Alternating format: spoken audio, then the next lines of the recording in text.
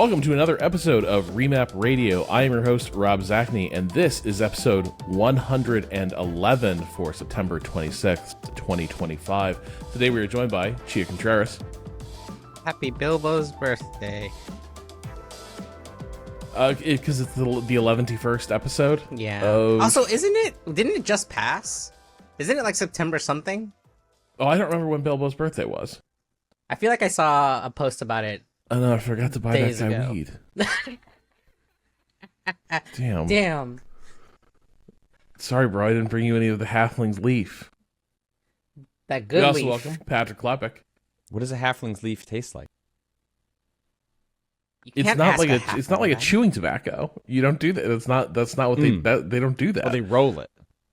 Yeah. No, Oh. it's a pipe situation most of the time, see. right? Pipe weed, yeah. Yeah. And Janet Garcia. They see me rolling. Hi. They Good hate morning. you? That- Good morrow.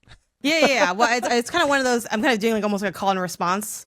I think so. Thank you for answering the call, Patrick. Yes. Do you yell that out into Silk Song? Like they see me They roll. see me rolling. You will not September trick me into talking about 22nd, Silk we Song just missed before it. we do what we've been playing. But yeah, I think so. What happens when you click What the I'm right saying. analog stick? We'll talk about that later. Don't worry about it. She and I had a full-on Jesus meltdown during a stream of Christ. baby steps. Are you just playing Silk Song during other content at this point, or No, but we're discovering things. discovering? I mean, okay. you pulled out the Switch for a second to test I it. didn't believe chat. You didn't believe chat. You can't say No, you I'm not pulled out the saying- Switch. You said, yeah. "Don't you have your Switch nearby?" And I said, "Yes." It was a good thing. Well, I'm it's just kind of like an saying, Adam and it Eve situation, happened. right? Mhm. You should have one of these apples. They're really good. Oh well, So speaking. whoa, I Oh my never God. told you to Wow. eat this. I just kind of said, Apples. you know. Am I right, Chia? I mean, apples. They're just delicious. You just reach out and grab one. So easy. This is So why. easy. This is why One humans foot in have been front, eating one apples foot for in front of the other, ages. and eat an apple. Yum. Baby steps taught me. So much has happened since the last time we recorded. Literally since we recorded, and we had this whole conversation about, like people are really trying to jam the whole Charlie Kirk is an American like civic hero down everyone's collective throat. That day we recorded, we hadn't published yet. Jimmy Kimmel, of all people, was canceled. And in the intervening week, he's been uncanceled. Apparently because lots of people were like, fuck you, Disney. And Disney panicked in the other direction yet again. Well, no, they hit two buttons. They brought Kimmel back and also increased prices for Disney Plus on the same day. Yeah. It's the same that button. was so funny. Oh That my was God. so funny. That is incredible. On some level, I cannot help but respect the hustle, which is to take advantage of the craven hashtag resistance, I'll sign up to Disney Plus to thwart fascism feeling, to then also match that with a subscription increase to Disney Plus. So do you think I don't think it goes the other way though. You're not signing up Disney Plus to thwart fascism. Like the game, they already given the game away. It's not like you uncanceled Kimmel, therefore welcome to the resistance. You know what I mean? Like it was a defensive. Oh, Yeah. please stop yelling at us. We're trying to delete it. We already No, we're but trying they're- to undelete. We're executing a system restore on Jimmy Kimmel. And It was please always- stop canceling. No, I'm Yeah. talking about the audience. I'm talking Oh, about yeah. the people who are performatively canceling. And again, I'm not saying like canceling, like being responsible with your money and not support. We've talked about Target. You can target things and look at BDS. Like I get it. I'm just saying there's a post on Instagram. I canceled my there was a post I saw. It was before they brought back Kimmel. Someone posted on Instagram in solidarity, I've canceled my Disney Plus subscription. But if you looked at the fine print at the bottom, which they clearly didn't erase, it says that, well, we're honoring your cancellation and your subscription will continue until like September 9th, 2026. So they signed up so they could performatively cancel, but they bought a year-long subscription, which means they get to still watch Disney Plus for the next year, but also That's quote, so cancel. funny. I mean, they're not going to refund you the annual plan. Like, fuck it. But yeah, that does seem like they did just up for a year. Yeah. And then they were Wow. like, now I got that locked in. Okay, they already have that is your money. Like, okay. what are we doing? I was doubtful about your use of performative there. That person is being performative. Yes. Yeah. I think what shocked Disney was a lot of people. It's a bit like the Target thing.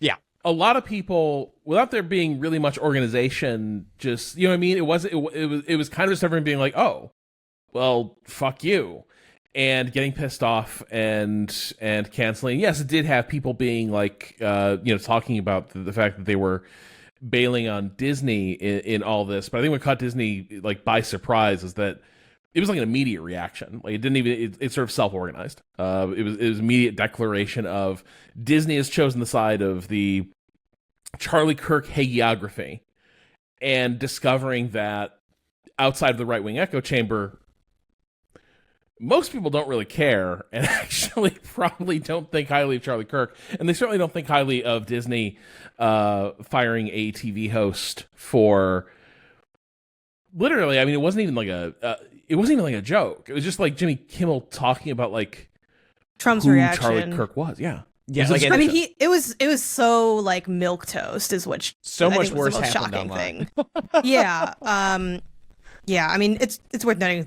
he was never fired. His show was temporarily suspended. But yes, like, which is also kind of a It was an indefinite suspension, which definitely signaled they like. But that means fire. there was totally a chance he was Parsing fired. Like, the yes, definition of yes. fire. Like, no. This is like weird. Hang on. It wasn't a layoff. It was a reduction in force. Look, what are we doing? I'm just saying. I don't think he has to go back into like HR to like fill out who he is. You know what I mean? Like, and I'm not saying that to say that they were always going to bring him back.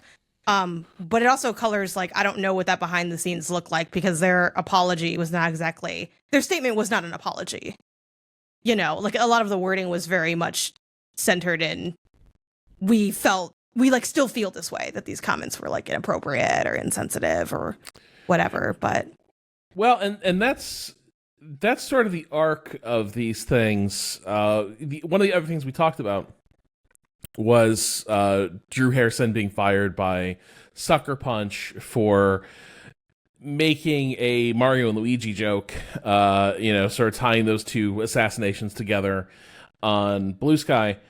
And when we discussed this, we sort of agreed it was probably Sony's decision primarily pushing in this direction based on other things Sony has done as a company to sort of mollify the right wing and position itself politically. But also you're sort of taking a cue from the fact that like the artist herself who was fired, Janet, can we call that a firing? that person was fired. Yeah, because Okay. I mean, like, I'm only being semantic because there is like a technical difference, and it is important to use the right. I mean, we are like sharing news, so it should be accurate. But a lot of people used fired for Jimmy Kimmel, even though like Colbert Shore is gone. You know, it's can't like it's done. Like, so Right, yeah, I do think there is a difference. Hiatus. Yes, which is not me being like taking Disney's side or anything. I'm just trying to be clear for like what it actually was. I don't know. You're starting to sound like you're angling for an HR gig at like a soulless evil corporation. You bait me. Let's not call I know this- when Rob Zachney is trying to pick at somebody, and I will not fall for it. Not today. Not today. So, but the artist who was fired had said on her Blue Sky, don't blame Sucker Punch for this. Sucker Punch is great. Sucker Punch is a bright spot in the industry. And everyone started saying, I certainly was like, okay, yeah, that does seem like a pretty strong indicator that was a Sony directive. And all Sucker Punch had to do, all they had to do, was shut the fuck up. Fuck up. All you gotta do. Ask Sony for comment. You know, like that is, as we are owned by the Sony Corporation, like we should direct all questions and comments on HR matters to Sony.co. Just don't speak. You don't need to do it. Patrick, Listen to this, funny. they spoke. They spoke. Steven Totillo's excellent GameFile newsletter, which I definitely recommend folks check out, or gamefile.news. Had an interview with the head of Sucker Punch, Brian Fleming, who's been there for an extremely long time. You know, Ghost of Yatai is coming out in a week. I'm sure reviews will probably be out around the time that this podcast is live. I forget exactly when that embargo is. But Tittle talks about in his piece, like, whether it was something to bring up, like how would you weave that into the narrative, and actually just asked a very straightforward question about Drew Harrison and being fired. And again, I think to your point about it was worthy context. Drew putting online, quote, Sucker Punch is amazing and one of the last few bright shining lights in the game industry. I still support them and I cannot condone any animosity directed to them. That is the context that directly precedes like this comment from Fleming. The facts are accurate, Fleming told me. Drew's no longer an employee here. I think we're aligned as a studio that celebrating or making light of someone's murder is a deal breaker for us. And we condemn that, kind of, in those uncertain terms. That's sort of our studio, and that's kind of where we are. I want to point out something pretty specific with that. Steven, I haven't asked him, but I've done this for a very long time. When you transcribe an interview, he didn't clean up the quote.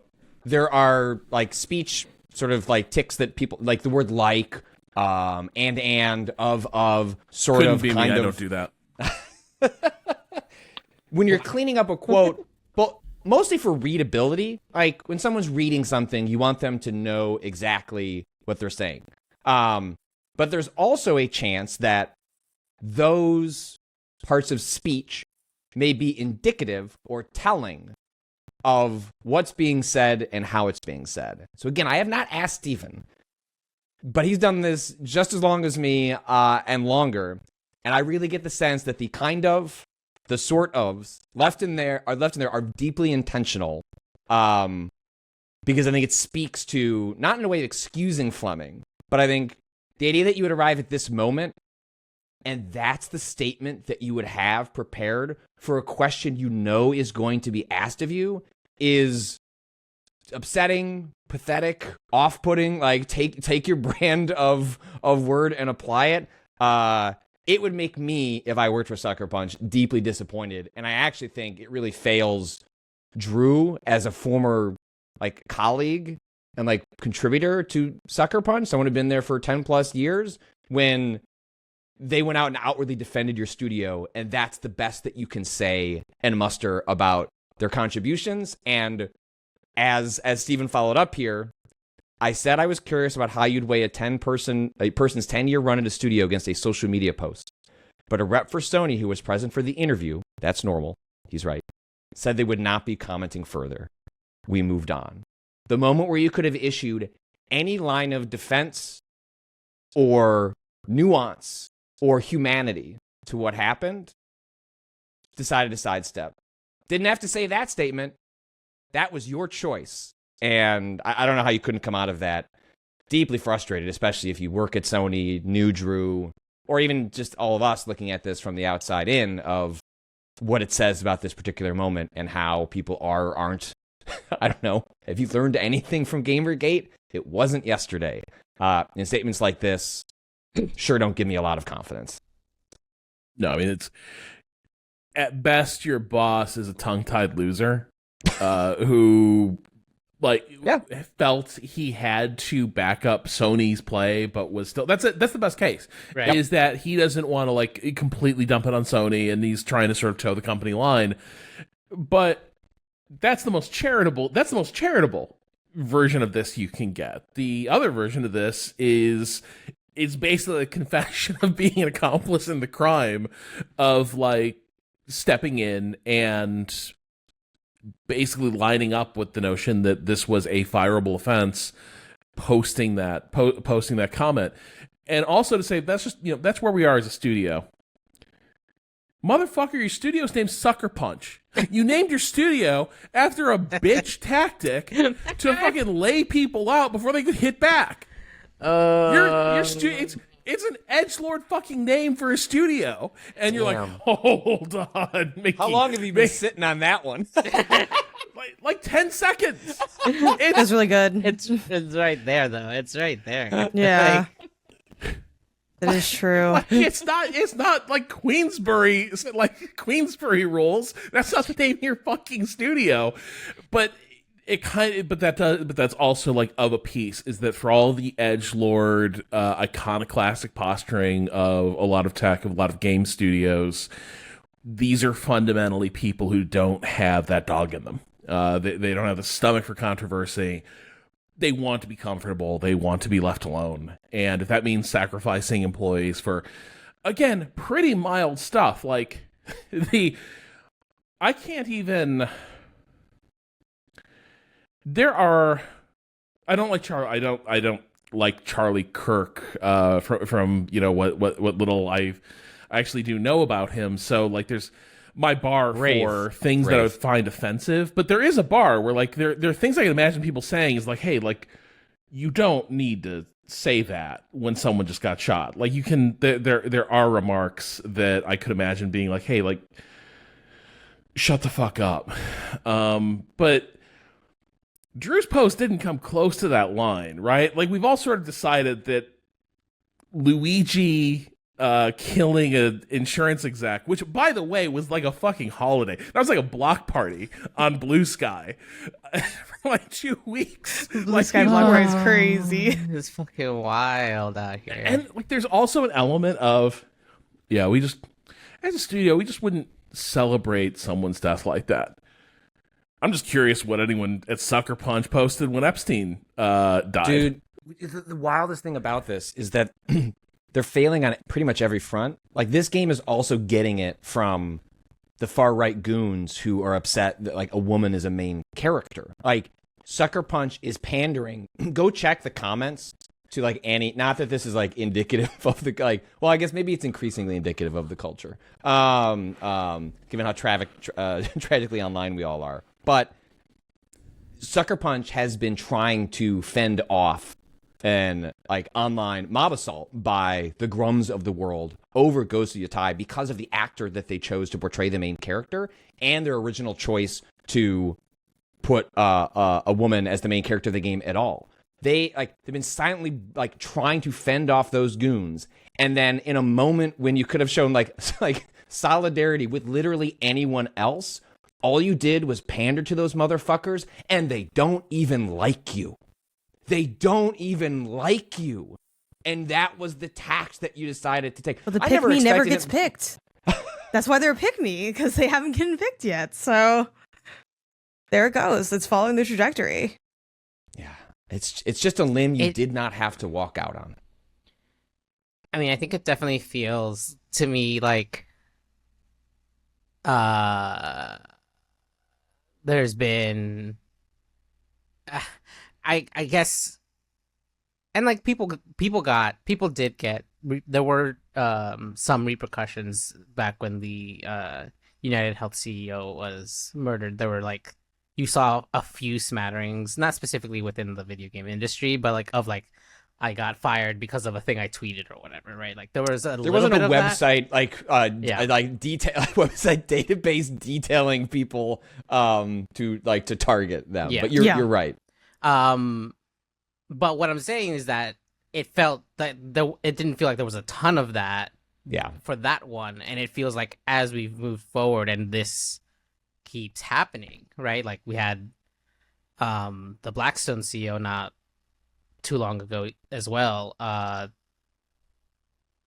Like people in these C-suite positions at corporations are maybe starting to want to retaliate for these sort of like very like anything that could be seen as agreeing with the motives of any of these killings, right? Like because like I mean, they are probably scared themselves that if this becomes more common, like they're just next on the fucking line, right? Like this extrapolation that this is pointed at anyone and everyone who has CVS deleting all the photos from their corporate website. Right. All the executives at CVS suddenly replaced. It's like nobody cares by about 60 you. minutes You interviews fuck. like shadow Like, figures. You're not Blackstone. You're not United Healthcare, right? Like it's. It says something though that they would conflate themselves, right? Like I think it's extremely telling that class of individuals would suddenly go, they're coming for me next? Like, no, you're not even in the top 100. It's like versions of like the fucked up forms of class solidarity you see around stuff like this. Like the fact that C-suite execs fundamentally see each other as neighbors. All people from the same walk of life. It's how you end up as Ezra Klein being like, I didn't agree with everything Charlie Kirk said, but I admired what he built. And it's like, you fucking dweeb. But you only get there if fundamentally you see you and him as being in the same business, that you're like colleagues from across the and crucially, they don't see you that way. That is the funny thing. I think a lot of professional liberal pundits, because they live in a media ecosystem that positions whatever is currently the prevailing thought on the right, that is the opposing team, and those are the people you have to engage with in good faith discourse. And so when it is routinely, for liberal pundits, it is Sam the Sheepdog and who's Sam the Sheepdog fighting? Shit. You know what I mean, though, right? The cartoon. Who's Sham the sheepdog? It's the Warner Brothers cartoon. The wolf and the sheepdog clock in, and they fight. Oh, they and then they hit break, and they go and they like have coffee together, and then the lunch break ends and they resume fighting. Isn't it Wile? No, it's not Wile. It's not Wile, but it looks like Wile. Ralph Wolf. There you go. But what's going on with this?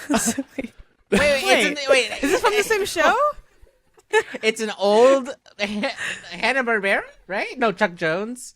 I think it's a Looney Tunes cartoon.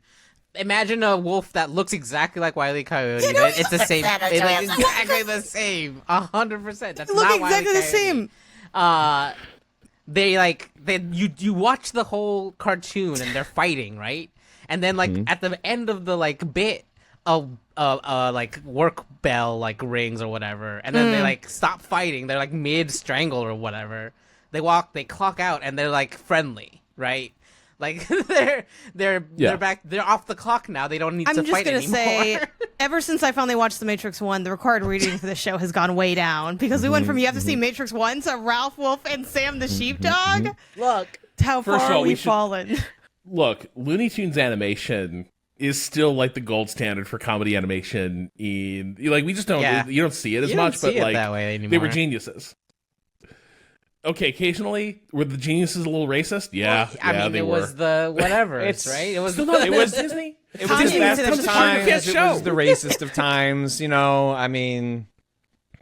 Anyway, so I think for a lot of liberal pundits, they view it that way, and what they don't realize is that on the other side, it's the person that I am engaging in in good faith debate with this person. Given the chance, this person would happily stand you and your family against the wall. That is basically the Charlie Kirk figure. And what's weird is Charlie Kirk would actually just say it, right? You can sort of suspect that was true of a lot of previous right-wing figures. Newt Gingrich probably would happily have you killed, right? But would at least practice semi-normal politics to sort of advance his agenda. Charlie Kirk was out there being I think people who believe differently than me should be eradicated. And Ezra Klein is still so passionate, so convicted.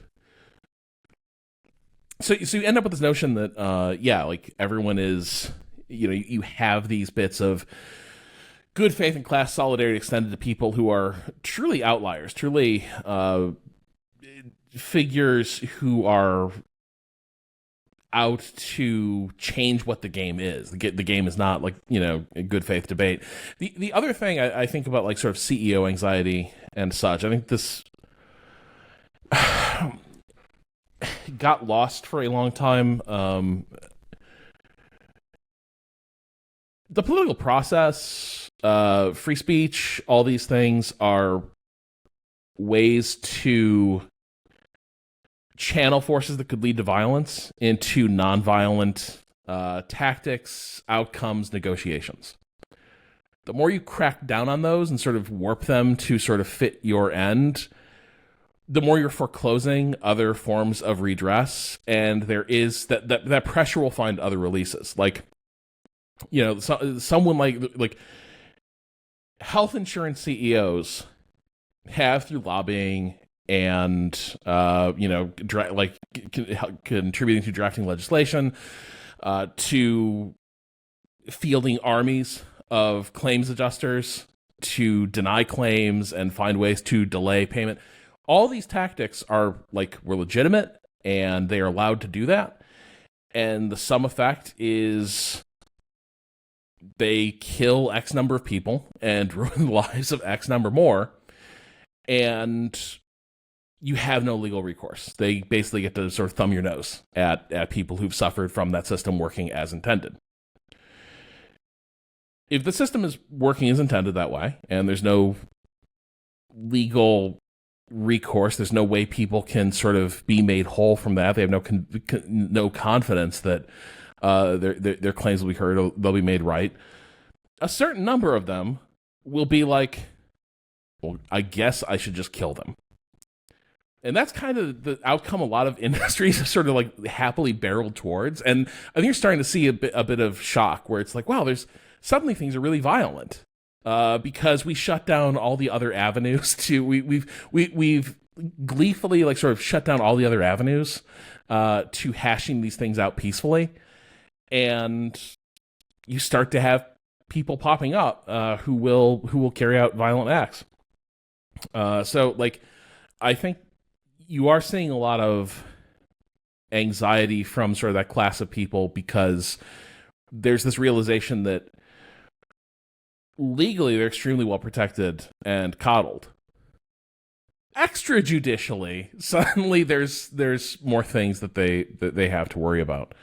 But in the case of the Sucker Punch, studio chief, I don't think you guys worried about getting got. I think this just seems like sheer gutlessness. Yeah, that definitely feels like I wasn't prepped for this, but I know already what Sony wants the line to be. Just like instead of could have easily probably gone the no comment route. And it doesn't feel like it has any conviction whatsoever, no, right? None at all. If anything, look, take the mask off, man. Like lean in. Like it's the most like mealy-mouthed, weaselly sort of. It serves nobody. It doesn't serve you. It doesn't serve the company. I guess it serves Sony in a certain sort of way. But honestly, you just made a bunch of people pissed off that weren't pissed off before. I don't know that statement increased sales for Ghost of Yotai. Most of what I've seen online, sure, blue sky people saying they're not going to buy the game because sucker, but like you've given yourself another hornet's nest to deal with when the game was already swatting away things to begin with. So what were we trying to accomplish here? What were the goals? None of them were met. You look like a coward, and you didn't stand up for your employees, your previous colleague, and I'm not sure you did very much for Sony. Like at the same time, so it seems like fission mailed. Sounds like a boss. It's just L's all around. Like you just look like a complete coward, and it would make me. Granted, it's like getting up and leaving your job in the games industry in the United States, living in Seattle, not exactly an easy task. Especially maybe if you have, Sucker Punch is the kind of studio around long enough that maybe people get back end stuff like based on like sales performance of Ghost of Yotai. So I'm not saying everyone's got to like walk out.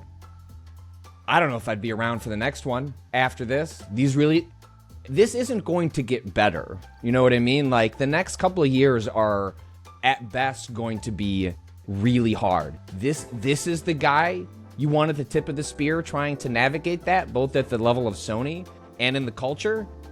My man Brian is not fit for the job. Like it's disqualifying is what that statement is. Yep. No, this was the moment. Like this. There's not going to be a mulligan. To either dodging would have been better. Like no one would have really. People would have. I think we would have given him shit. Be like, all right, wow, you didn't really have. You couldn't say anything. But at least this is worse. Right. This was worse. Nothing's better than at something. At least you have the excuse of there's literally a Sony rep sitting next to me. I am owned by a big cowardly corporation. Yes. Please, like no comment. Not even gonna take that. Yeah, right. Pathetic. Speaking of cowardly corporations,